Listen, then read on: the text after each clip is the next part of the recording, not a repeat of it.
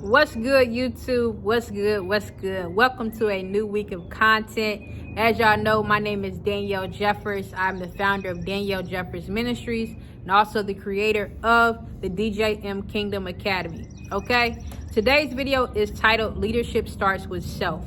Now, I know that ministers and shepherds, we are naturally called to lead by God. And you're often leading people somewhere where you haven't necessarily had a clear idea or direction of where you're going.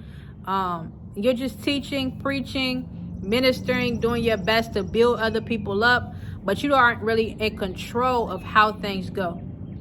Whenever you are leading other people, I encourage you to start with leading yourself. Leadership is not about telling people what to do.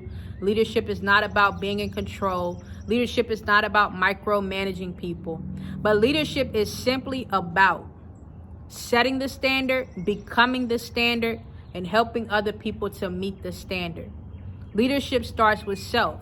When you focus on leading yourself in the right direction, you will naturally have something to give to other people to help them lead themselves in the right direction. Like Jesus, he sowed seeds into all 12 of his disciples and to the people he did miracles for. All of those people, he did good things and sowed good seeds that allowed them to experience the kingdom of God. But he had no control as to whether or not they bore any fruit or how fruitful they were. That's because a leader is called to take initiative and to set the tone and to show people where they can go. But a leader is not in control of the outcomes.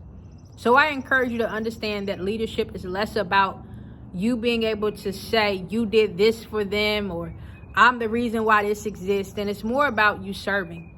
The higher up you go, the more you have to serve. And so if you aren't serving with a pure heart, it'll show.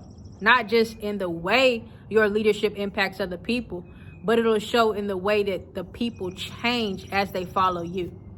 Jesus went from shepherding fishermen who all they really knew how to do was fish, to teaching them how to be disciples so that they could become apostles upon his death, crucifixion, and resurrection. He led them to a place of authority in the earth. How did he do that? By setting the example, by becoming the example, and helping them to be an example for others. His leadership was not about being in control or micromanaging them, but his leadership was about showing them what they could do if they had faith. Okay?